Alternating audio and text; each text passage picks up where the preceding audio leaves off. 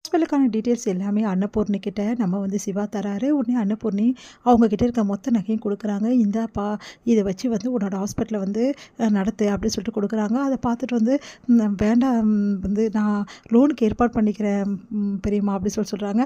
"அதெல்லாம் வேணாம். எதுக்காக நீ கடன் வாங்கணும்? நான் இருக்கும்போது அதெல்லாம் தெரியாது. நீ இத வச்சு தான் பண்ணணும்" அப்படின்னு சொல்லிட்டு குடுக்குறாங்க. "அக்கா உங்களுக்கு பெரிய மனசுக்கா. இந்த மாரிலாம் யாரு பண்ணுவாக்கா? சிவாவ உங்க புள்ளையாவே பார்க்குறீங்களேக்கா. என் வயித்துல பொறந்திருக்க பதிலா உங்க வயித்துல பொறந்திருக்கலாம்க்கா சிவா" அப்படின்னு சொல்லி எப்பவும் போல் அப்படியே ஸ்கோர் பண்ண பார்க்குறாங்க மகா. உடனே எல்லாருமே அப்படியே பார்த்துட்டே இருக்காங்க மகாவை. அடுத்து "சரிப்பா நீ வேலையை பாரு" அப்படின்னோடனே "சரிங்க பெரியம்மா" அப்படின்னு சொல்கிறாங்க. இங்கே ஹாஸ்பிட்டலுக்கு பூஜை வேலையை ஆரம்பிக்கிறதுக்காக எல்லா வேலையும் பண்ணுறாங்க. அடுத்து எல்லாருமே வர வைக்கிறாங்க. இப்போ ஹாஸ்பிட்டல் இனாகரேஷன் ஃபங்க்ஷனுக்கு. அடுத்து இங்கே எல்லாருமே வர வச்சோன்னே "சரி பெரியம்மா நீங்கள் ரிப்பன் கட் பண்ணுங்க ஹாஸ்பிட்டலோடக்கு" அப்படின்னோடனே எதுக்கு நான் கட் பண்ணால் போச்சு, நீ கட் பண்ணு" அப்படின்னு சொல்கிறாங்க. சரின்னு சொல்லிட்டு "நான் தானே அம்மா, அவனுக்கு நான் தானே எல்லாமே, நானே கட் பண்ணுறேன்" அப்படின்னு சொல்லிட்டு ரொம்ப சந்தோஷமாக ரிப்பனை கட் பண்ணுறாங்க மகா. அடுத்து அதுவே வருத்தமாக போச்சு சிவாக்கு. அடுத்து இங்கே இந்த திறந்து விடுங்க ஹாஸ்பிட்டலோட பேர் அப்படின்னு சொன்னோன்னே "அதையும் நானே பண்ணுறேன், என் பேர் தானே இருக்க போகுது" அப்படின்னு சொல்லிட்டு சந்தோஷமாக மகா திறக்கிறாங்க. பார்த்தா அன்னபூர்ணின்னு சொல்லிட்டு அவங்க பெரியம்மாவோட பேரை ஹாஸ்பிட்டலுக்கு வச்சுருக்காரு சிவா. இதை பார்த்துட்டு தாங்கிக்கவும் முல்ல மகா வளச்ச இப்படி நடந்துருச்சு அப்படின்னு சொல்லிட்டு செம்ம டென்ஷன் ஆகிறாங்க. பெத்த தாய் நான் இருக்கேன், என் பேரை வைக்காம இவ பேர் வச்சிருக்கானே அப்படின்னு சொல்லிட்டு செம்ம டென்ஷன் ஆகி "என்னக்கா இதெல்லாம்" அப்படின்னு சொல்லி உங்கள் தம்பி கேட்குறாரு. "அந்த சிவா ரொம்ப தான் ஓவராக போகிறான்டா. பெத்த தாய் நான் இருக்கேன், அவள் பேர் வச்சுருக்கான் பாரு, என்னது சொல்கிறது" அப்படின்னு சொல்லிட்டு டென்ஷன் ஆகுறாங்க. "ஏன்பா என் பேர் வச்ச, மகா பேர் வச்சுருக்கான்ல" அன்னபூர்ணிக்கு சொல்கிறாங்க. "இந்த ஹாஸ்பிட்டலுக்கு எல்லாமே நீங்கள் தான் பெரியம்மா. இந்த ஹாஸ்பிட்டலுக்கு வேணால் நான் ஹெட்டாக இருக்கலாம், ஆனால் இதுக்கு மூல காரணமே நீங்கள் தானே. அதனால் உங்கள் பேரை வச்சுருக்கணும்னு எனக்கு ஆசையாக இருந்து பெரியம்மா, நான் வைக்கக்கூடாது, நான் அதெல்லாம் ஒன்றும் இல்லைப்பா" அப்படின்னாங்க. எல்லோரும் ரொம்ப சந்தோஷமாக இருக்காங்க. மகா மட்டும் செம்ம காண்டாக இருக்காங்க.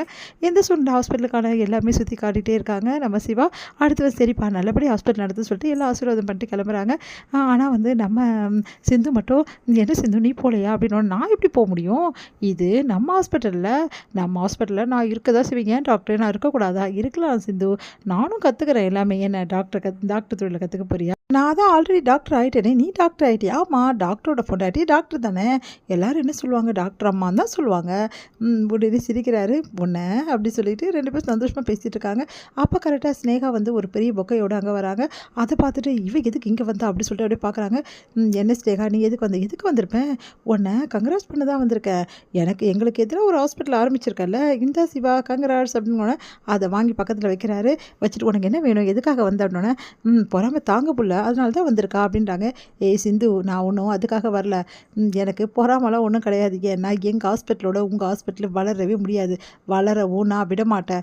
என்ன சிவா, எங்களுக்கு எதிராக நீ ஹாஸ்பிட்டல் ஆரம்பிச்சிட்டேன்னா நீ பெரிய ஆளா? அதையும் எப்படி நீ நடத்துகிற நானும் பார்க்குறேன்" அப்படின்றாங்க. "இங்கே பார், நீ என்ன வேணாலும் பேசலான்னு நினச்சிட்டு இருக்காத. யாரும் பெரிய ஆள் கிடையாது. உங்களுக்கு எதிராக ஆரம்பிக்கணும்னு நினச்சி கூட பார்க்கறதில்ல. என்னோட லட்சியம் நான் ஒரு ஹாஸ்பிட்டல் ஆரம்பிக்கணும், அது உனக்கே நல்லாவே தெரியும். தேவையில்லாமல் இங்கே பிரச்சனை பண்ணாமல் இங்கேருந்து முதல்ல கிளம்பு." "ஓ, இவ்வளோ நாள் என் ஹாஸ்பிட்டலில் வேலை செஞ்சுட்டு இப்போ உன் ஹாஸ்பிட்டலுக்கு வந்தவொடனே என்னை கிளம்ப சொல்கிறியா? அந்தளவு என்னை வெறுப்பாக இருக்கா?" "ஆமாம், பின்ன இந்த மாதிரி பேசியிருந்தா கிளம்ப சொல்லாமல் என்ன சொல்லுவாங்க? இங்கேருந்து கிளம்புறதா உனக்கு நல்லது. தேவையில்லாமல் இங்கே பேசி என்னை வெறுப்பேற்றாமல் இங்கேருந்து கிளம்பிடணுன்னு" அப்படியே பார்த்து முறைக்கிறாங்க. "சரி, நீ தான் ஹாஸ்பிட்டலில் டாக்டர், இவன் என்ன பண்ணுறா, நர்ஸா?" அப்படின்னோடனே "அவன் ஏன் நர்ஸ் ஆகணும்? அவள் டாக்டரோட ஒய்ஃபு, அவளுக்கும் இங்கே எல்லாமே உரிமையெல்லாம் இருக்குது" அப்படின்னோடனே அப்படியே பார்த்து முறைக்கிறாங்க.